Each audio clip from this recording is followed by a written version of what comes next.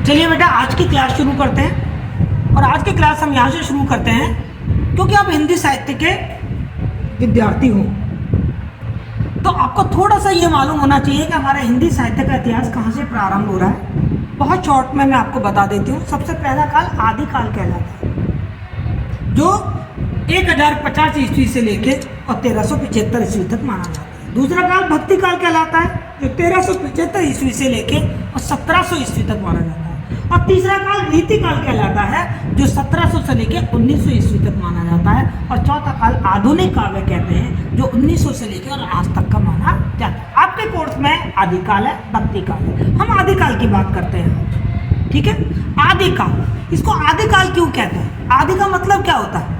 आदि माने प्रारंभ, स्टार्टिंग, यानी कि हमारे हिंदी साहित्य का ये प्रारंभिक काल है, आरंभिक काल है। स्टार्ट हुआ था हमारा हिंदी साहित्य यहाँ लिखना, इसलिए इसको क्या कहते हैं? हम आदिकाल कहते हैं। क्लियर? हमारे एक बहुत हिंदी के प्रकांड विद्वान है हजारी प्रसाद द्विवेदी। देखो, आपको 2-4 नाम तो बहुत अच्छे से याद होने चाहिए यदि आप हिंदी साहित्य के स्टूडेंट हैं, क्योंकि इन लोगों ने ना हमारे हिंदी साहित्य की बहुत अच्छी व्याख्याएं की हैं।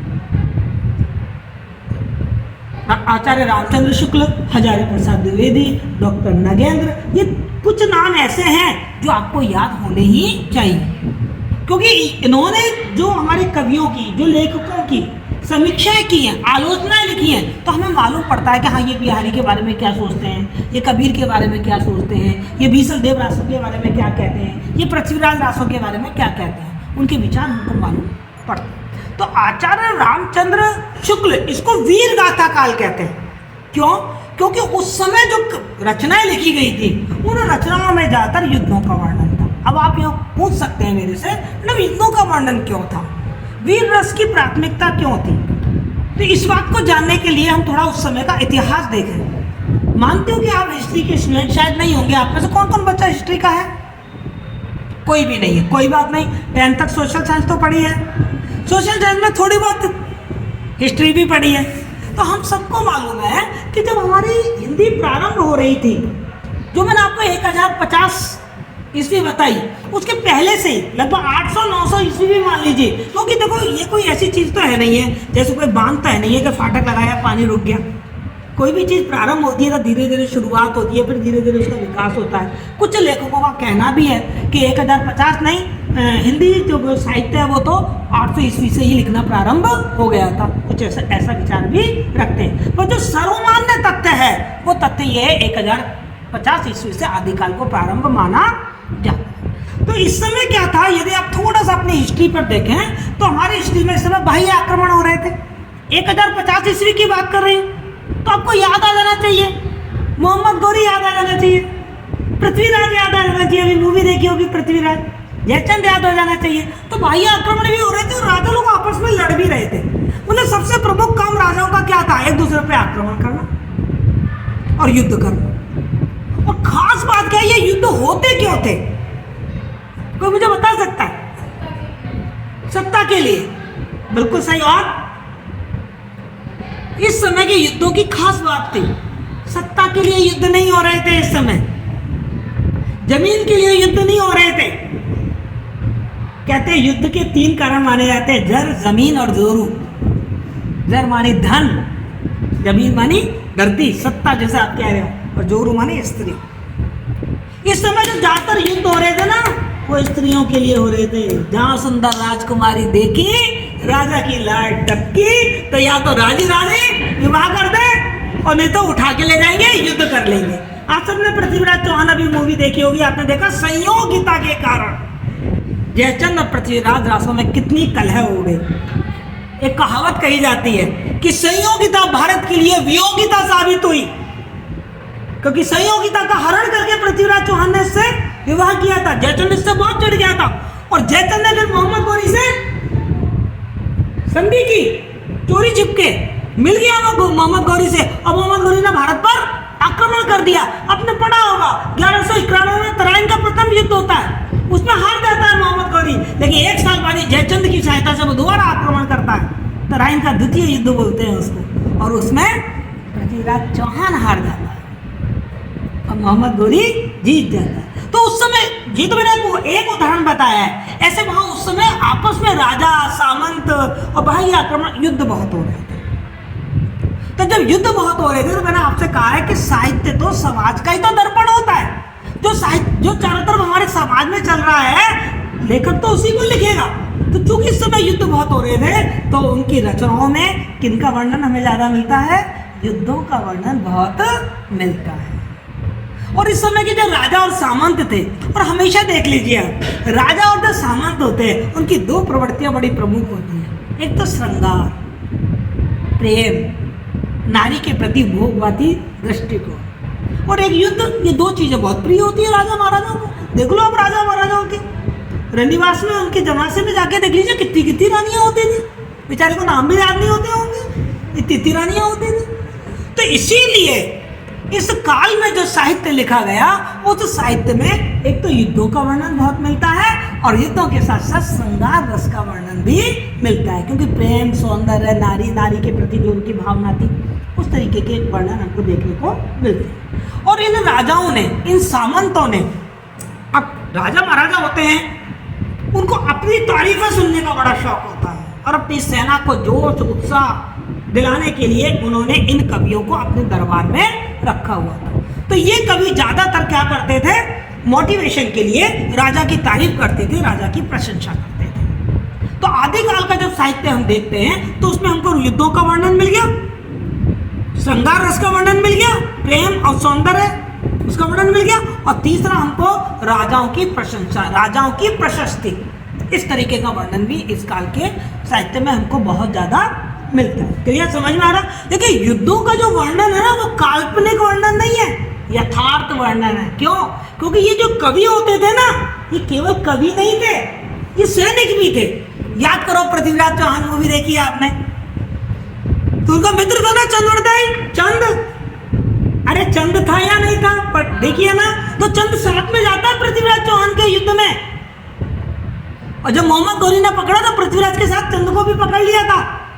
यानी कि वो केवल कवि नहीं था, कवि के साथ साथ क्या था? वो सैनिक भी था, और यानी कि वो युद्ध भी करते थे। वो तो अपने आंखों से युद्ध का चित्रण देखते थे, इसलिए उन्होंने जो चित्रण भी किया है वो युद्ध का यथार्थवादी चित्रण किया है। कैसा चित्रण किया है?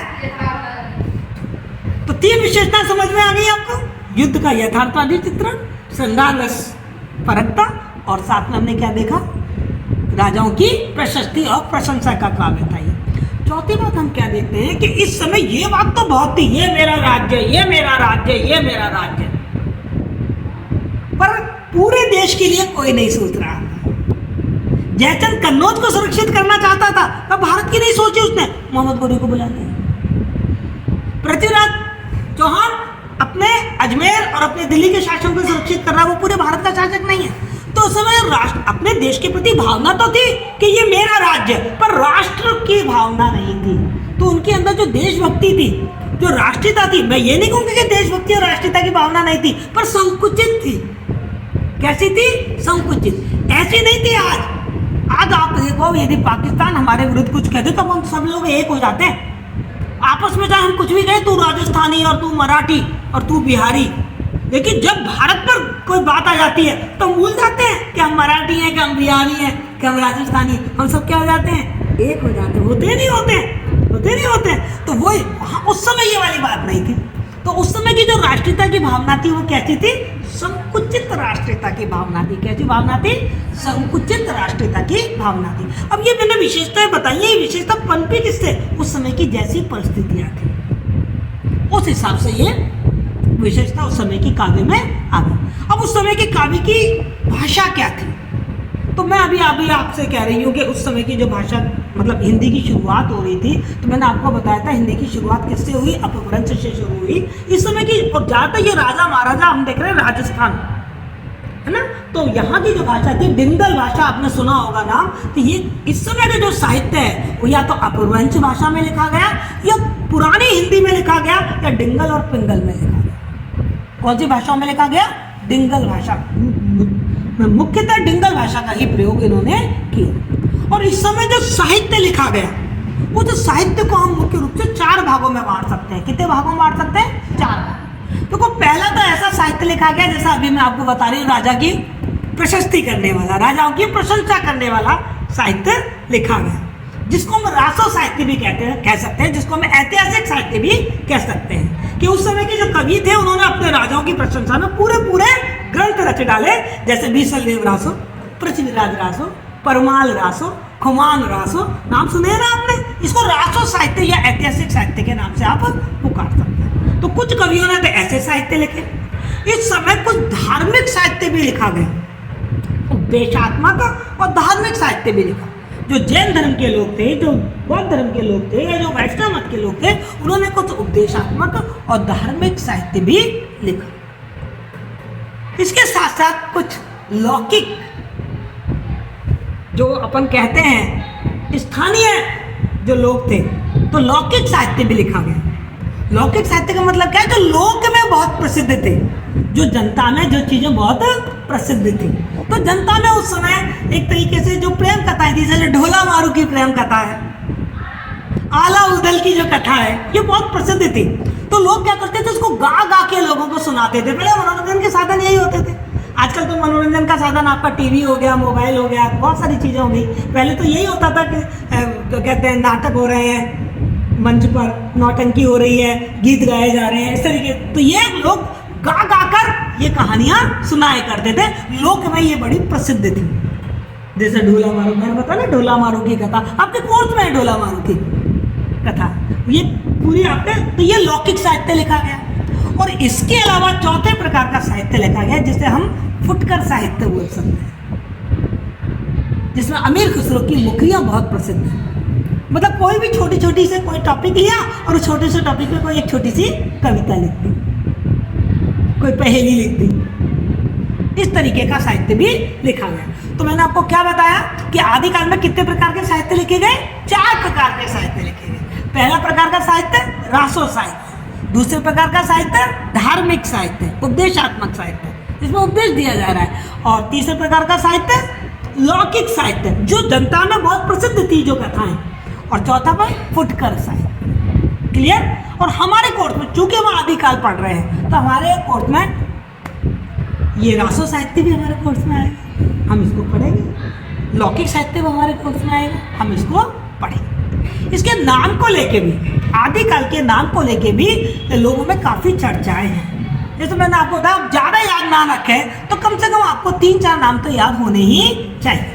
कि जैसे मैंने क्या बताया कि हजारी प्रसाद द्विवेदी, इसको क्या कहते हैं? आदिकाल कहते हैं। आचार्य रामचंद्र शुक्ल, इसको क्या कहते हैं? वीरगाथा काल कहते हैं। कुछ लोग इसको, मैंने आपको नाम बताया था कल, राहुल संस्कृतायन, वो इसको सिद्ध सामंत काल कहते हैं, क्योंकि इस समय सिद्ध धार्मिक साहित्य लिख रहे थे। सिद्ध एक तरीके के सन्यासी थे, संत अलग तरीके के सिद्ध, जिन्होंने सिद्धियां प्राप्त कर ली थी, उन पर भी साहित्य लिखा जा रहा था। मैंने धार्मिक साहित्य की बात करी ना, सामंतों की, तो उन्होंने कहा, क्या कहा कि या तो राजाओं पे साहित्य लिखा जा रहा है या धार्मिक साहित्य लिखा जा रहा है। इसलिए राहुल संस्कृतायन ने इसका नाम क्या रख दिया?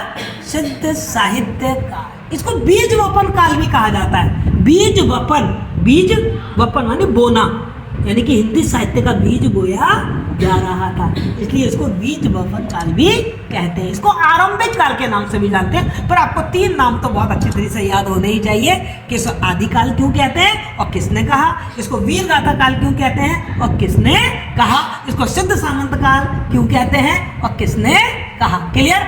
तो हमने आज क्या क्या देखा कि आदिकाल के नामकरण पे क्या चर्चा होती है हमारे हिंदी साहित्य में, वो चर्चा हमने देखी। आदिकाल का की अवधि क्या है? कुछ विद्वान इसको 800-900 ईस्वी से मानते हैं, पर सर्वमान्य तथ्य मैंने क्या बताया? 1050 ईस्वी से लेके 1300। ठीक। फिर मैंने आपको उस समय की परिस्थितियां बताई कि उस समय की परिस्थितियां कैसी थी। राजनीतिक बड़ी अस्थिरता थी। राजनीतिक स्तर तक कोई राजा स्थायी तो था नहीं, किसी ने दूसरे ने जीत लिया तो अब दूसरा राजा हो गया, किसी तीसरे ने जीत लिया तो तीसरा राजा हो गया। राजनीतिक अस्थिरता, आपस में दुश्मनी, कलह, वैमनस्य, ईर्ष्या, तो युद्ध होते रहते थे। तो उस समय की जो स्थितियां थी, मतलब आप ये देखिए कि इस समय से पहले जो शक्तिशाली राजा था अंतिम, वो हर्षवर्धन का नाम आपने सुना होगा। उसके बाद कोई शक्तिशाली राजा बहुत नहीं हुआ जो पूरे भारत को बांध कर रख सकता। तो पूरा भारत क्या हो गया था? बिखर गया था। हमारी जो राष्ट्रीयता की भावना थी वो क्या हो गई थी? संकुचित हो गई थी। तो इस आधार पर मैंने आपको इसकी जो मुख्य विशेषता थी वो मैंने आपको बताई। मैंने आपको बताया कि काव्यगत विशेषताओं को अपन दो भागों में बांट सकते हैं, भावगत और कलागत। तो भावगत में तो ये सब चीजें आ जाएंगी, राजाओं की प्रशस्तियां लिखी गई, राज प्रशस्ति है ना, युद्धों का यथार्थ चित्र, श्रृंगार एवं वीर रस दोनों की प्रधानता, रस दोनों ही आए हैं, श्रृंगार भी आया और वीर रस की प्रधानता है और श्रृंगार उसके साथ साथ चला है। प्रधानता किसकी है? वीर रस की, और श्रृंगार उसके साथ साथ चला है। भावगत में यही सारी चीजें आती हैं जो मैंने आपको बताई। अब कलागत में क्या क्या बताएगी? भाषा, तो मैंने आपको बताया प्रमुख भाषा डिंगल, पुरानी हिंदी, अपभ्रंश भाषा में लिखा गया।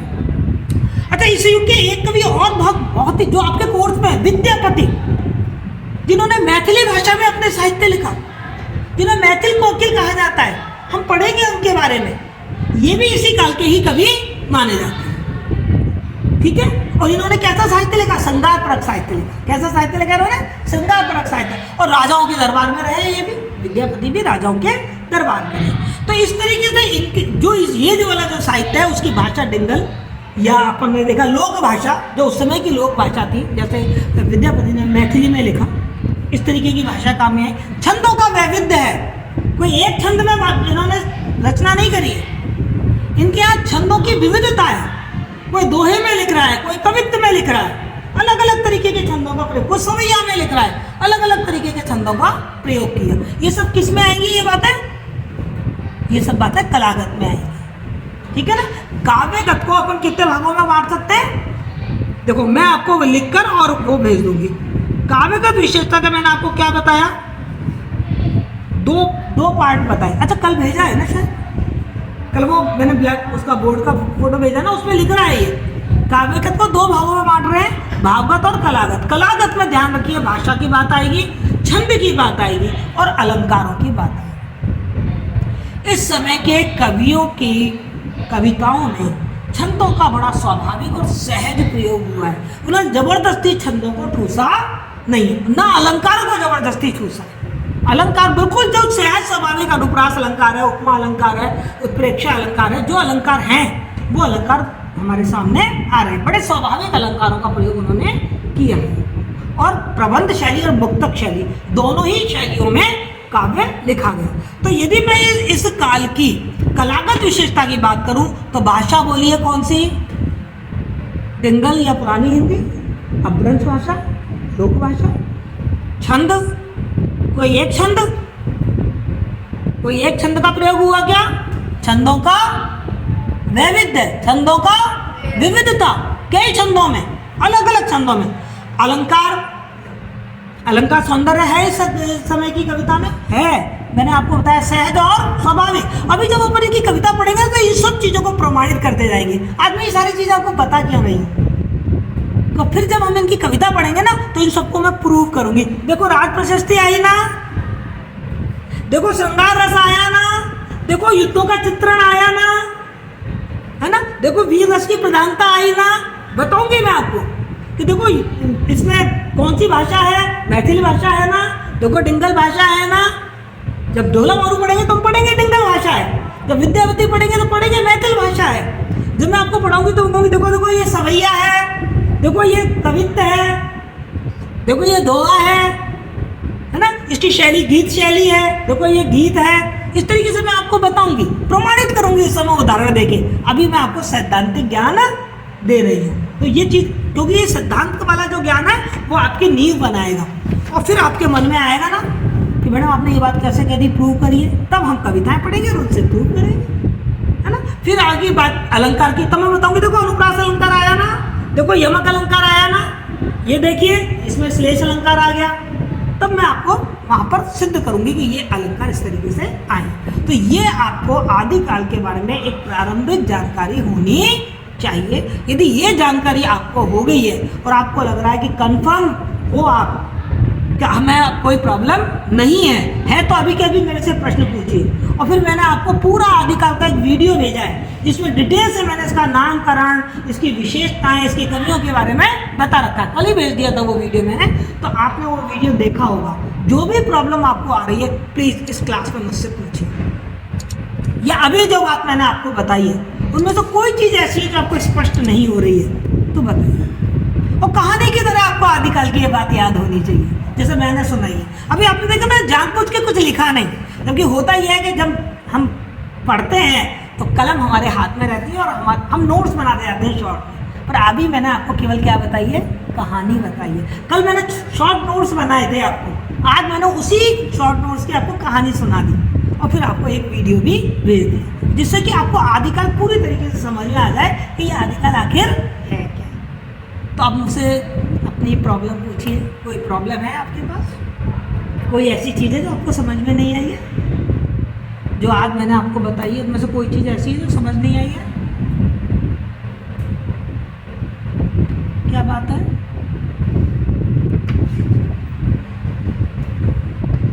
आइए तो यूं बोलो आइए, तो जो हाँ करते हैं तो ऐसे करते हैं, ना करते हैं तो ऐसे करते हैं। यदि मुंह से नहीं बोलते ना तो ऐसा। तो आप बताओ यूं या यूं? आइए, थोड़ी बहुत आइए। Good, very good. इतनी स्पष्टवादिता बच्चों में होनी चाहिए। हकीकत हम जब पहली क्लास अटेंड कर रहे हैं तो मैं आपसे ये अपेक्षा नहीं करूँगी कि आपको जो मैंने बताया वो सब समझ में आ जाए, क्योंकि बेटा ये आप कॉलेज में फर्स्ट ईयर की चीज़ पढ़ रहे हैं। आप हिंदी छठी क्लास से पढ़ते आ रहे हैं, 11th-12th में आपने हिंदी साहित्य पढ़ा होगा, तो आपकी जो पीछे की पृष्ठभूमि है वो कितनी मजबूत है। यदि वो बहुत मजबूत है तो आपको आज की मेरी सारी बात बहुत अच्छे से समझ में आ जाएगी, और यदि वो बहुत मजबूत नहीं है तो आपको मेरी बात आज थोड़ी थोड़ी समझ में आएगी। इसीलिए तो आपने देखा कि मैं जो मैंने कल पढ़ाया उसी की, कल तो मैंने आपको लिख लिख के नोट्स बना के पढ़ाया और आज मैं उसी की क्या कर रही हूँ, कहानी सुना रही हूँ। कल आप क्लास में नहीं थी, क्लास में होती तो कल वाली वो लिखी लिखी वाली बात आपके दिमाग में रहती, आज कहानी वाली बात आपके दिमाग में होती। फिर मैंने कल आपको वीडियो भेजा था, यदि वो वीडियो आपने देख लेता तो आप देखो 3 चीज़ें हो जाती। क्या हो जाती? लिखने का काम भी हो जाता, आज सुन भी लिया और आंखों से मूवी भी देख ली। बाप रे, 3 कामों के बाद में कोई चीज़ थोड़ी थोड़ी नहीं, फिर तो पूरी पूरी याद रहती है। तो आपको ये बात मेरी समझ में आएगी, ये तीनों काम आपको करने पड़ेंगे। 5 उंगलियां हैं, कोई ताकत नहीं, मिला दीजिए क्या बन जाती है, मुट्ठी। तो मैं आपको लिख के नोट्स भी आपके सामने बना रही हूँ, शॉर्ट नोट्स सिखा रही हूँ आपको, नोट्स बनाना सीखिए। आपको कहानी की तरह हर चीज़ सुनाऊंगी, सुनिए। फिर आपको वीडियो भेजूंगी, मूवी देखिए और अपनी किताब में पढ़िए। जब ये चारों काम एक साथ करेंगे तो कोई चीज़ ऐसी है जो आपको समझ में ना आए, लेकिन करनी ईमानदारी से पड़ेगी, बेईमानी नहीं चलेगी। बेईमानी करी तो थोड़ा थोड़ा याद रहेगा, ईमानदारी से करोगे तो पूरा याद रहेगा। ठीक, तो ये चारों काम देखो, मेरा काम सिर्फ आपको पढ़ाना है बेटा, और मैं आपको कोई भी चीज़ 4 तरीके से दूंगी। आप किताब में किताब में आप पढ़ेंगे, मैं तो आपको कहानी सुनाऊंगी, मैं तो आपको शॉर्ट नोट्स बना के दूंगी और आपको सिखाऊंगी, मैं तो आपको वीडियो बना के दूंगी, आप देखेंगे। लेकिन पढ़ेंगे तो आप, देखेंगे तो आप, नोट्स तो आप बनाएंगे। ये सब काम यदि हो जाता है तो हमारे हाथ में हिंदी साहित्य की सफलता कोई बड़ी बात नहीं। और पहले दिन से बहुत अच्छी तरीके से पढ़ना शुरू कर दो बेटा, ये सिस्टम ख़त्म कर दो कि एग्ज़ाम आएंगे तब पढ़ेंगे। और हमेशा ध्यान रखो, दिसंबर के बाद नंबरों के लिए पढ़ते हैं, और वो नंबर लाना कोई बड़ी बात नहीं है। मैं आपको 10 क्वेश्चन दूंगी, पूरा पेपर मिल जाएगा आपको उसमें, लेकिन हमें नॉलेज के लिए भी पढ़ना है। केवल नंबर ला के पास होना थोड़ी है, हमें क्या करना है। हिंदी साहित्य के स्टूडेंट है तो हिंदी साहित्य का ज्ञान भी होना चाहिए। अभी आप नॉलेज के लिए पढ़िए, मजे लेने के लिए पढ़िए। हिंदी क्यों पढ़ते हैं? सिर्फ इसलिए कि हम हिंदी को पढ़ना सीख जाएं, लिखना सीख जाएं, बोलना सीख जाएं। केवल ये काम करना होता तो 5वीं 6वीं में खत्म हो जाता मामला। 5वीं 6वीं तक ये चारों काम हो गए होंगे। अब हम क्यों पढ़ रहे हैं हिंदी साहित्य? आप क्यों पढ़ रहे हैं? आपको हिंदी साहित्य की नॉलेज होनी चाहिए। हमारे सांस्कृतिक मूल्यों का ज्ञान होता है, उसको आपसे समाज का ज्ञान होता है। अब आदिकाल पढ़ा तभी तो आपको मालूम पड़ा कि उस समय का समाज कैसा था, और उस समाज में यदि ऐसी परिस्थिति आती तो उसका प्रभाव कितना गलत पड़ा। तो आज अपने अपने मन में आता ना, यार फूट में कुछ नहीं रखा है, आपसी फूट में देखो वह हुआ था, तो हमें इससे सीखने को मिलता है बेटा। साहित्य हमको मांझता है, हमारे हृदय के अंदर आनंद की स्थापना करता है। हमें मजा आता, कहानी पढ़ते तो मजा आता कि नहीं आता? मजा आना मतलब रस की निष्पत्ति होती है, आनंद की प्राप्ति होती है, कुछ संदेश और कुछ प्रेरणा मिलती है, जीवन जीने की राह मिलती है जब हम कोई कहानी पढ़ते हैं। हमने जयशंकर प्रसाद की पुरस्कार कहानी पढ़ी होगी आप लोगों ने, पढ़ी है ना, पिछली क्लास में आई होगी पुरस्कार। या आपकी कोई भी जानी पहचानी कहानी का नाम ले लीजिए आप।